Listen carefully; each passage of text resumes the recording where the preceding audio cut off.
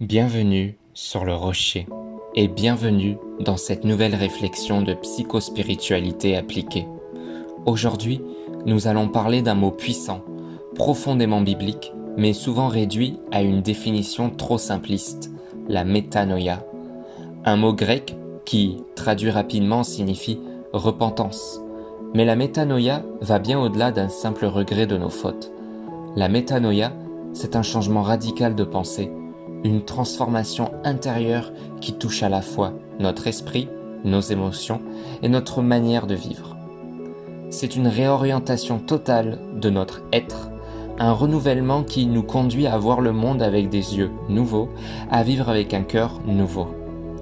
Et aujourd'hui, nous allons découvrir ensemble ce que signifie réellement la métanoïa, comment elle est représentée dans la Bible, son lien avec la psychologie moderne, et enfin, comment vivre ce renouvellement au quotidien. C'est parti. Tout d'abord, en grec, métanoïa vient de méta, qui signifie au-delà, changement, et aussi du mot nous, l'esprit, la pensée.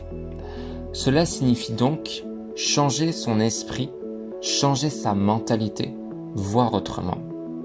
Souvent, on traduit cela par repentance, mais en réalité, il s'agit de bien plus que de la culpabilité ou du remords.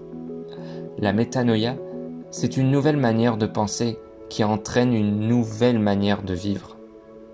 La psychologie moderne parle de restructuration cognitive, remplacer des pensées destructrices, négatives ou fausses, par des pensées saines, réalistes et constructives.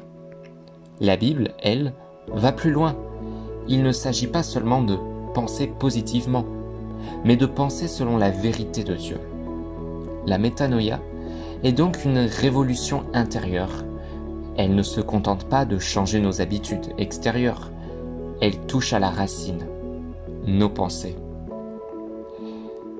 L'un des versets les plus puissants sur ce sujet se trouve dans Romains chapitre 12 au verset 2.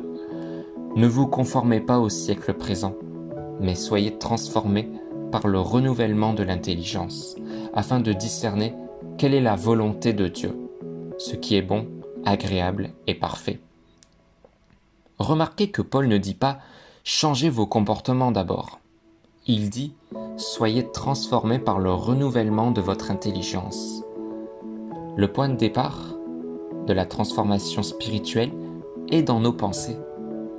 De même, Jésus commence son ministère avec ce mot d'ordre, « repentez-vous ». Métanoïte en grec, c'est-à-dire changez votre manière de penser, car le royaume de Dieu s'est approché. La métanoïa est donc la porte d'entrée du royaume. Avant même d'agir, Dieu veut que nous voyions et pensions autrement. La psychologie contemporaine affirme « Nos pensées influencent nos émotions et nos émotions influencent nos comportements. Si je pense « je suis inutile », alors je me sens découragé. Si je me sens découragé, alors je risque d'agir avec passivité ou autosabotage. Nos vies suivent souvent la trajectoire de nos pensées. La Bible le dit clairement dans Proverbes chapitre 23 au verset 7, « Car il est tel que sont les pensées de son âme. » Autrement dit, nous devenons ce que nous pensons. Mais voici la différence. La psychologie propose des méthodes pour corriger les pensées fausses. La Bible, elle, propose de remplacer nos pensées humaines par les pensées de Dieu. C'est le cœur de la métanoïa, apprendre à penser comme Christ. Philippiens chapitre 2 verset 5 nous exhorte « Ayez en vous les sentiments qui étaient en Jésus-Christ ». La métanoïa n'est pas un instant magique, c'est un processus, un chemin. Voici quelques étapes. La première, identifier les pensées toxiques. La peur, je n'y arriverai jamais. La culpabilité, je ne vaux rien. Le doute, et si Dieu m'avait abandonné? L'auto-dévalorisation. Personne ne peut m'aimer. Deuxième étape, confronter ses pensées à la parole de Dieu. À la peur, Dieu répond « Je suis avec toi ». Ésaïe chapitre 41 verset 10. À la culpabilité, Dieu répond « Il n'y a donc maintenant aucune condamnation pour ceux qui sont en Jésus-Christ ». Romains chapitre 8 au verset 1. Au doute, Dieu répond « Je ne t'abandonnerai jamais » dans Josué chapitre 1 verset 5. La troisième étape, remplacée par des pensées de vérité. Dis plutôt « Je suis aimé de Dieu, je suis pardonné, je suis appelé à un avenir de paix ». Et quatrième étape, pratiquer la discipline de l'esprit. Prière quotidienne, méditation sur la parole, pratique de la gratitude, entourage sain et inspirant.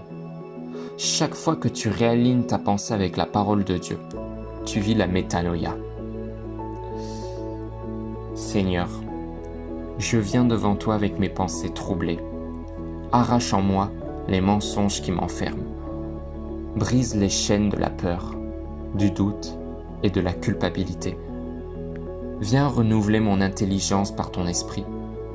Remplis mon cœur de ta paix et de ta lumière. Apprends-moi à voir ma vie comme toi tu la vois. Que ma pensée, mes paroles et mes actes soient transformés par ta vérité, au nom puissant de Jésus. Amen. La métanoïa n'est pas un simple mot biblique, c'est un chemin de vie, une transformation continue.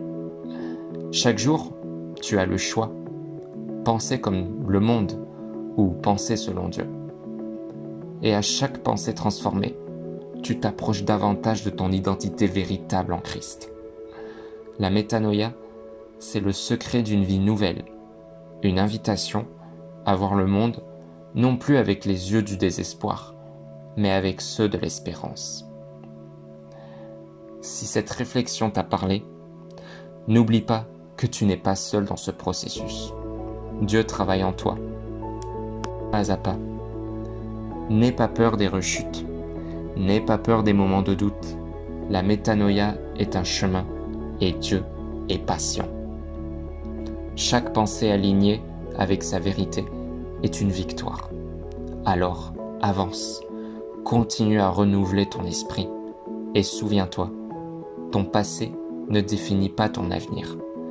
Ta pensée d'hier ne condamne pas ta pensée de demain.